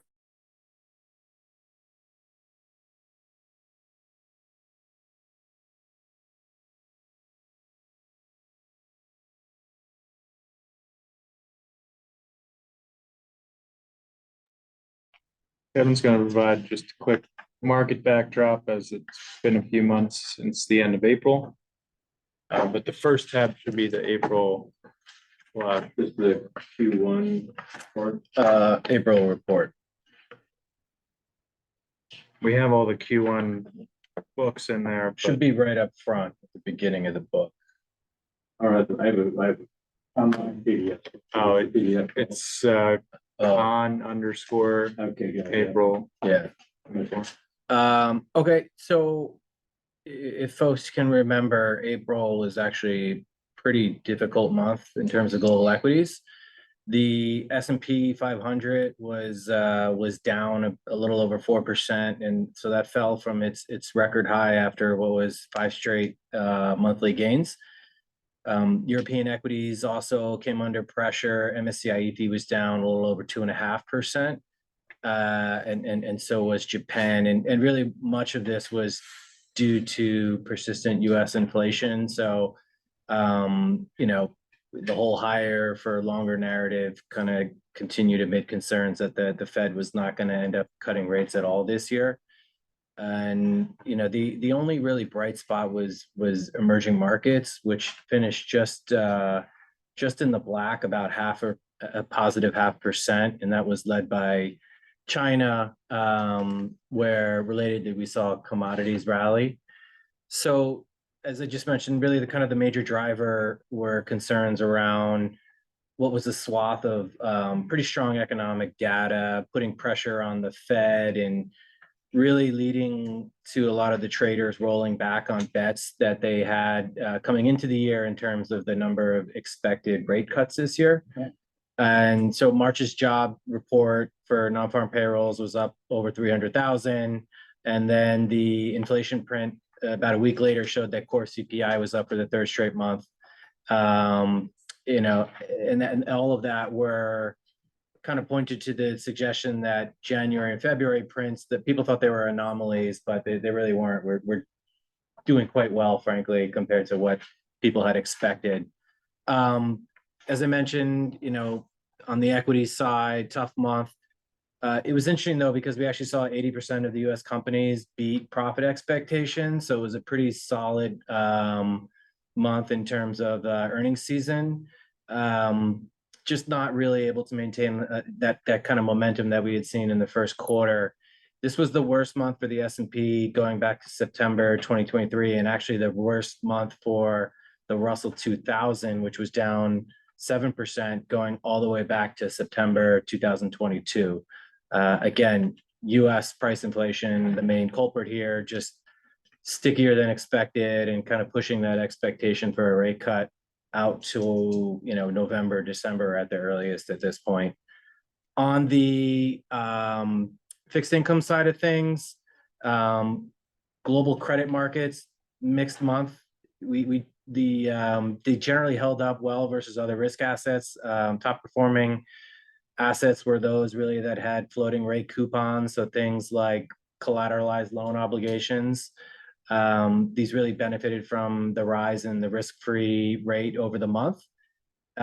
We did see a sharp move higher in US Treasury yields as well during the month of April. Also a reset in market expectation again around interest rate cuts. So with 70 basis points of cuts priced at the start of April, but at the end of the month, it was more than half to just 30 basis priced, which is really far cry from 150 basis point of cuts priced in at the beginning of 2024. So volatile month, first, really down month we've seen in some time.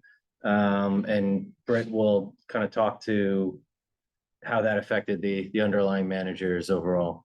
And maybe to cheer everyone up, May was a good month. The S&P was up 5%, stocks were up 1.7%, and so far in June, the S&P, just through yesterday, it's up almost 2%, and fixed income is positive as well. So it has bounced back since April, and year to date, risk assets and particularly equity markets are still up in double digits. I'll start on page 2 of the flash report, page 3 of the PDF, just showing the asset distribution. Total assets about 497 million. You can see about 3.8 million going out to pay benefits. 3 million was raised from Silchester. This was approved at, I think, the February meeting, but they are monthly liquidity. So you'll see that in terms of the target asset allocation, despite the negative month, still an overweight to US equity, and that includes a withdrawal of, I think, 6 million in March to pay benefits. So slight overweight there. Private equity slightly overweight at 3%, as we mentioned, is really an aspirational target as these funds continue to wind down. You can see a $300,000 distribution from the 2014 fund. Underweight to domestic fixed income, and otherwise pretty close to target. In terms of performance, I'll focus on fiscal year to date. LSV, your small cap value manager, has done a great job sticking to their knitting. You can see significant outperformance fiscal year to date. Principal Dynamic Growth, probably the largest detractor from total plan performance. They had a very rough fourth quarter of 2023. They did outperform pretty well in the first quarter and outperformed in April as well. So you can see that really playing out. They've had 2 bad fourth quarters in 2022 and 2023 that is in that last 36 months number. Longer term, they've done a very nice job. I think they're a manager we still want to keep a close eye on and probably have back in the fall to meet with the portfolio team. In terms of international equity, Silchester has outperformed the broad EFA index, which the total developed markets is benchmarked to, but underperformed the value index, which, they're more of a core value manager. We wouldn't expect them necessarily to keep up with the value index in that kind of market and those kind of returns. And you can see Walter Scott has underperformed, another large driver of total plan underperformance. They are not going to buy all these tech names that are driving equity markets, both domestically and internationally. They believe in valuation and quality and balance sheet. And that really has not been a part of the story in terms of returns in these benchmarks. BlackRock Emerging Markets has done a nice job.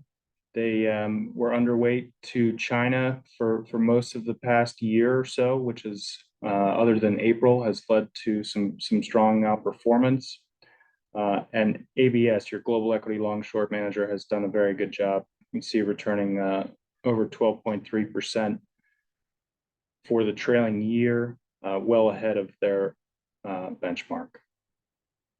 I won't touch on the private equity because these numbers are pretty lagged for this report. And then within fixed income, the Prudential Core Bond Fund has done a nice job, while the TCW Metropolitan West Fund, we had in, I believe, the end of last year or earlier this year, they're continued to be positioned longer out in the yield curve, which has significantly hurt their performance over the trailing 1 and 3 years. You know, if you recall them being in, they were predicting by this time we would be seeing a downturn and rates being cut, and that has not happened. You know, they're a manager that is a huge fixed income manager, and I think taking duration bets in fixed income is a risky endeavor, as we're seeing in this portfolio. Well, they might win in 6 to 9 months. They might. They might. Yeah, that's the key, right? Like, can you win enough in that window? It's like when value and growth turn, like, can value make enough in the downturn to catch up for everything they've lost in the up market? It's been negative for 5. Yeah. So, I mean, Yeah. all they have to do is make 35%. Still And bonds. underperforming. And then lastly, some of the diversifiers in the portfolio, UBS and PIMCO, have done a great job in providing a differentiated return, both outperforming their benchmarks. So for the fiscal year date through April, up 7.5%. We did see equity markets up about 4 to 5% in May, and are up over 1% in June so far. So, you know, hopefully the outcome for the next 2 weeks is a really positive, strong fiscal year for the pension plan. Any questions on performance? You know, most pension funds have good 30%. Some do, some don't. I think I work with a couple that are calendar year, fiscal years, but I haven't figured out a rhyme or reason. In the case of ABS, the global, what's the MSCI World Index? Another benchmark we track them against? So that's really a long-term aspirational benchmark that they include in their performance materials. I think over these time periods, given the equity market that we've experienced the last 7 years, we would never expect them to keep up with those returns. But over a 10 or 15-year period, I think it's reasonable. But the strategic HFRI fund-to-fund strategic That's the index, true benchmark. that's a basically peers, the median peer. That's where we, okay.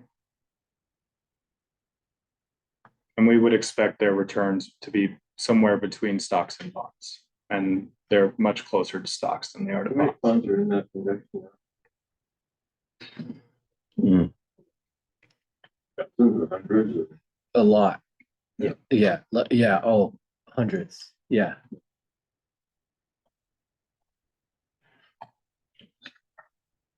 Any questions on performance? Discuss Do you want to discuss the, investment. This was basically, wasn't this the money that's coming to the city? Right. To do with it. First of all, how much do you contribute? I had one question, going back to the actuaries. The 6.84% for the last 60 months. Is that the same average, or is that a different average? it's an actuarial average. It's not based on the market value of the assets. So it's computed differently than the numbers that we show in our performance report. And what's the basic difference in terms of being actuarial versus this? Is there a number affected know if by I the can answer. negative flow? I don't have the math behind it, You know what I honestly. mean? Yeah. Because basically, we could be making 6.8%, but That's the gross value of the fund is down because we're taking correct. money out. Is that? I might think be- that is a logical explanation.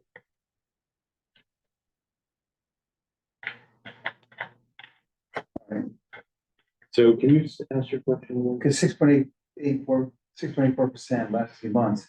But then they were talking about that 5. they're also using June 30th, 2023. Yeah, so it's not, doesn't quite line up. But it still won't quite line up, but it'll be much closer.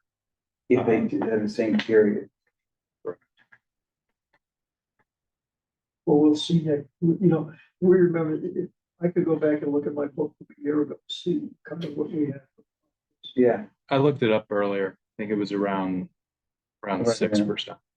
Yeah. And to your point, Frank, the 21 million in benefit payments is not really affecting our performance reporting, but the market value isn't changing because of all the benefit payments. That's fine. It's funny that when we think about, we talk about the discount rate being 6.5%, that may not necessarily translate to that number there.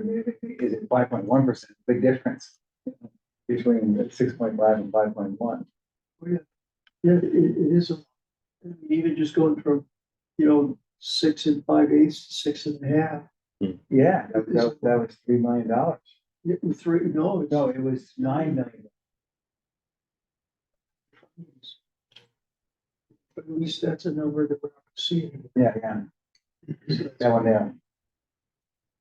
So I brought hard copies. Sorry, I didn't distribute the electronic copies of the cash proposal. Chits May sent us an estimate from the actuaries of about 20.8 million to be contributed in total. And essentially what we tried to do in this table. But I didn't mean to interrupt, but of that 20.8, how much do you keep? Probably around the 9 million. So because we pay about 3 million each month for our beneficiary. So at least 9 million goes into cash? Yes. We brought two proposals. One proposal is to invest a portion into your most underweight asset class, which is everyone's favorite. Yeah. And leave Is that the column that's all red here? and leave, the more than half in cash. I would say, just so I can explain the spreadsheet. So we're using April 30th market values from the performance report I just reviewed. But we're deducting 3 million for benefit payments in May and 3 million for June. And then we're adding the contribution.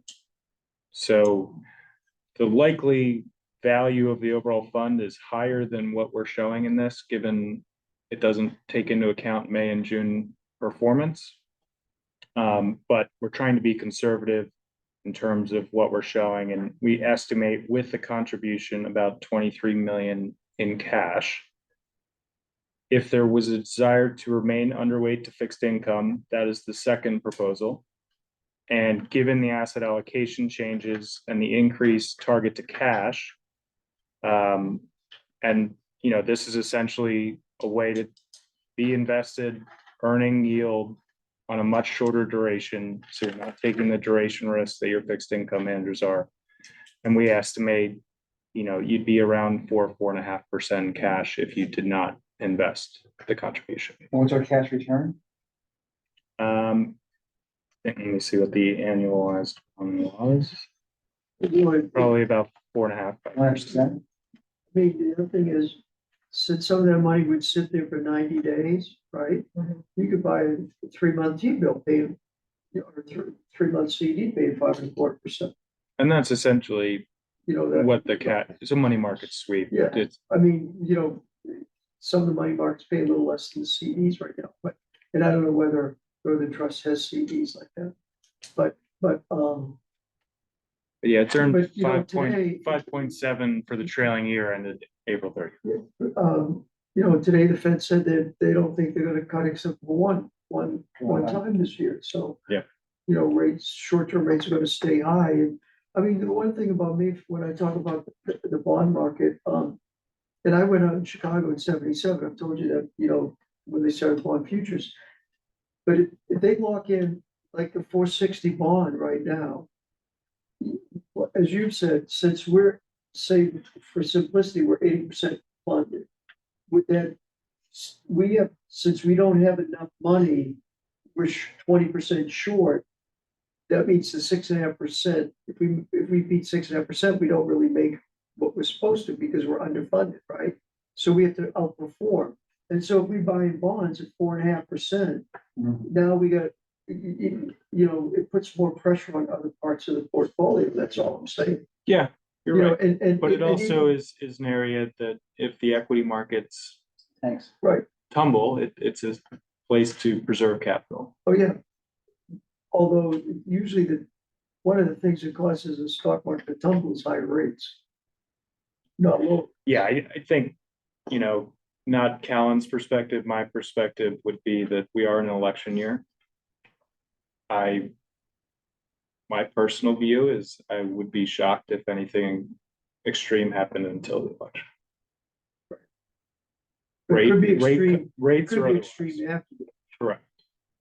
Yeah. But I think we're comfortable with leaving the contribution in cash. Right. Or it's just, it's fixed, it's in fixed income, it's Short just term. in short-term fixed Yeah. income. Correct. How about PBS? Put some money in there. And they've been so consistent, 6-7%. Yeah. So social to discount rate, consistent. What's the in and out for? Well, the issue, I It's mean, probably quarterly with 90 days notice. the thing is, if you go And to, subscription. as of the end of April, that was at 5.9%. Versus. The a target is 6, so in theory, what you're doing there then, because we're at target, is making a tactical decision, I would argue, versus a strategic one, based on, like, the performance has been strong, but you're going out of whack for your long-term asset allocation in a sense by, you know, I think if the feeling was, I think to me, that would relate back to the asset allocation decision. If you said, look, this asset class has been strong and we think we want to add to it, then that's where that should be done. And part of the change there, we increased the target from 4 to 6%, Right. given. But we really don't Or fine. keep big ranges. I mean, even if we put, Yeah. PBS, yeah. you know, No, we no, put you 5 million in, all we do is then we just move it closer to Silchester. Is that reasonable? You could I certainly, mean, you can make a proposal. Yeah. I don't know what our band is around. yeah, I can. 6% the target, what's the man? 6%, is it Yeah, but it's, 4 to 8 or? it's like 4 to 8 probably. It is. Usually the bands are to let things float so you don't have to rebalance like as much or right. As It's- opposed to like making a decision here, like 0 to 8. let's add more, detract more in the short term. Those are all tactical decisions.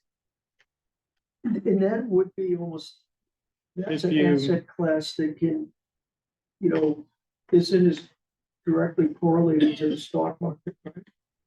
Hope not. Let me just see what Yeah, 0 to 8 is. 5 million is, I mean, you might be 0.5% overweight. Yeah, it's not. What would you like? I mean, I just like the way UBS has performed for the last 5 years, any period you look at there. And If we need that cash at some point. Year after year. Where do How we, much do we, would you do we, want? where do we grab it from? Yeah, exactly. What's that? okay, how much Right. more money? Should we I make mean, that right point? now, it's they're, you know, 29 million, probably 30 million now. But so how much would you like? I mean, you can propose it. We're putting what, We got 20 million, right, to play with, not to play with, Minus- but obviously to like. minus the 9, so reinvest. we got really Minus the 9 or the 10 12 we're million. looking at here. Is Yeah, that- we got 12? keep in mind, if we need that cash at some point in the next, many months, we'll have to figure out where to draw that from then, because it won't be as readily. Right, well, it wouldn't make much sense to add 5 million and then take it right back from UBS and, It takes probably. But you're gonna have 9 million, Yeah. that's gonna cover how many months? Possibly 3 months. Do you have cash now? for Yeah, every month? we have, about what, six, well, I was looking at the April, just currently. yeah. I think we have 1 more month to go, so we So you have have- about 4.5 So you million, have 4.5, you're gonna get 9, right, so you'll have 13.5 million. yeah, So then we have roughly 12 to invest, 11 to invest. yeah, 11. 11. So we're gonna have cash for at least, we're not gonna have a cash need for at least 4 months. Correct, yeah. Until the next meeting. Do you wanna do like It's split. split it, with say another 5 billion, 5 and 6? Yeah. All right. Is it- What was it? So, 5 million into UBS and 6 in cash. Okay, Okay, so so only that's- 5 million of the contribution would go yeah, to okay, UBS, the right, rest. the money that after Chinsabay gets her money, we have 11 million left roughly. And there's a proposal, Technically, it has to go into, all has to go into cash short term, right? Correct. Correct, and we need to confirm when we can make the investment into UBS, given it's not as liquid as all the other funds, so we'll confirm that, we'll email the board. all right, so there's gonna be a motion, right, to deposit all the funds into cash. And then to invest 5 million in UBS. As soon as we can. Logistically, yeah. Okay, and that's seconded. That's like, Okay, any discussion? All in favor? Aye. Opposed? Nope, that's unanimous. Okay? Great. And remember, cash is a fixed income instrument. why just organize the chart a little bit under subcategory. Yeah, the cash, that's the You one. here wouldn't- that- you wouldn't- You wouldn't be my first client to want to do that. You know, is it, On the oh, same the page. difference is the cash is in black and the domestic fixed income is in red. Aside from that, That's just the highlight. okay, I guess that's, I should stop talking, and is there any other discussion? If not, is there a motion for adjournment? Do adjourn. And a second, Yeah. all in favor? Aye. That's unanimous, okay, we got one more quick, OPEB. Okay, call the meeting to order. Minutes of the last meeting of March 13th. I went over them. I didn't see anything different. Looking to approve. Give it a second. All, even better. All in favor? Aye. Accepted. Public comment? Nope. Okay, thank you very much. Performance review. Mr. Bingo. Great, so I don't know which tab it's in. Um, two. Tab 2 is the quarterly report. If you recall our new contract, we stopped doing the monthly reports for OPEB. I'll start on page 20 of the PDF and naturally page 21 of the hard copy. Yeah. Given the run up in equity markets, slightly overweight domestic equity, 44% versus 41. Slight underweight to fixed income and international equity, but largely close to target. Total assets are on the next page, about 141 million. 4 million was raised to pay future benefits, so there is a cash balance there for OPEB benefits. And in terms of performance, which is on page 23 of the PDF, page 24 of the hard copy. This is through March 31st, but up 5.7% versus the benchmark of 5.2%. The Vanguard equity funds continue to do a nice job tracking their benchmarks.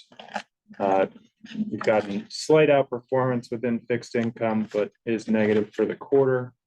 And you can see PIMCO, real all asset, did a nice job for the quarter and trailing year. And you can see up over 17% for the last year. for the OPEB. David, it's tab 4, actually. Yeah, but, Yeah, it's yeah, just yeah. funny, it says tab, the cover page Yeah. is tab 2, but then you get Yeah. into it, it's another one thing. My apologies. No, that's, There it is. that's not. So strong performance from the OPEB. And no concerns from our. Say phrase within, don't fix it. Yeah, the OPEB outperformed 1% for the first quarter and 3% for the year. It has 10% more in equities. Yep. Well, and it's passive. Yeah. Yeah. So, It's doing what it's supposed to do. And That's right. get all that NVIDIA and Microsoft. It's getting all, it's partaking all that. Right. Yeah. absolutely. So And you're, how much is gonna be a contribution into OPEB?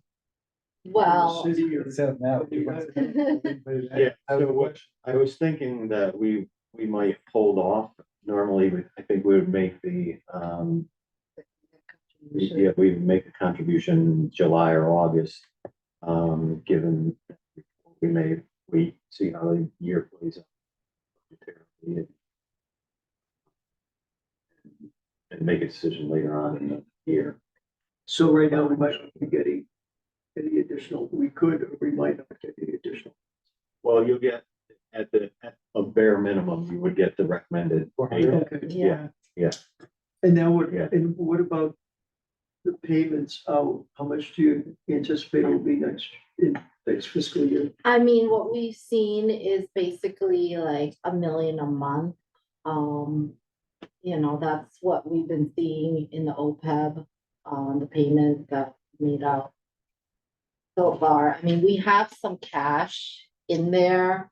I know in the past, we've been using the contribution and we would always send whatever is remaining. Now that the contribution is lower, we're gonna use that cash first. And then once we run out of that, we'll come to the board to ask for additional raising of the money to pay our OPEB.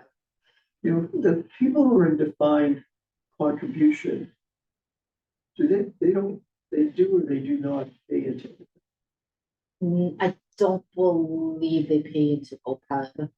to any participants? I don't think so. I don't think so. I don't think. I just wanted, I Employer. didn't think they did, but I just, Yeah. so, because both the pension plan and OPEB is, they're, the amount of money they're collecting is declining. The contributions from the people who work here is declining. Yeah, because I don't remember ever sending employee contribution of OPEB. No, I Yeah. And who think gets the benefits? Is it all the like Yeah, fire they- employees, everyone? I thought they do, because there's somebody on the board and they had come, one of the people who worked here. They said that they didn't like the fact that they had to pay it. Don't they pay into OPEB out of their, is a deduction out of their salary?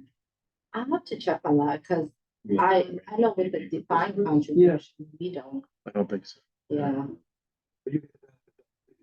But you're both like Who's paying the defined, benefits? people who've been here The- before The 2020. ones who hired. Hired. Yeah.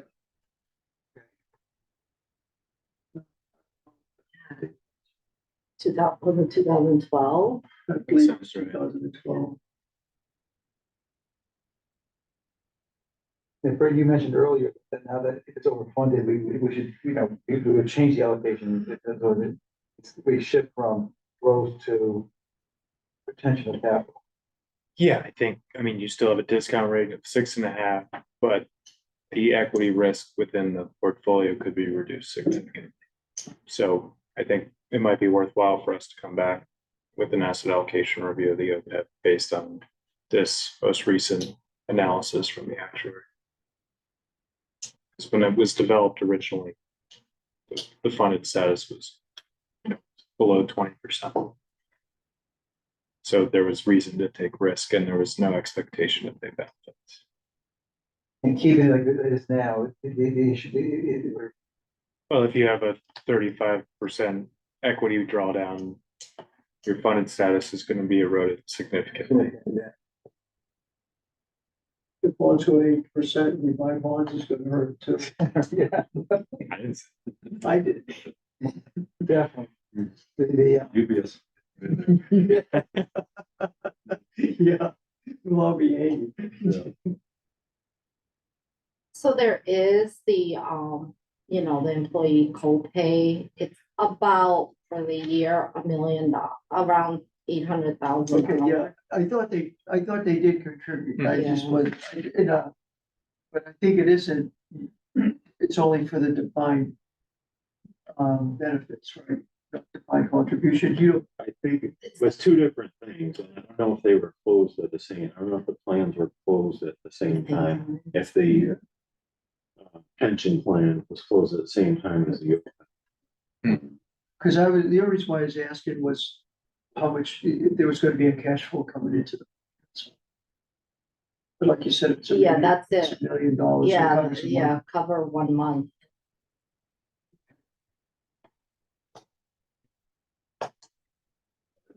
Anything else? One thing is, I just wanna say I hope Charlie recovers well and we'll see him back in September. Great. Aside from that, you know, we hope we all have a good summer with, unless there's something extraordinary happens, we will be together until. Yeah, through the summer, September. What monthly emails will get those? Yeah. We still get information sent. Okay, so with that, is there a motion for adjournment? I'll make a motion. Well, I did, second, all in favor, aye. Anybody opposed? They can sit. Frank. Joe was watching.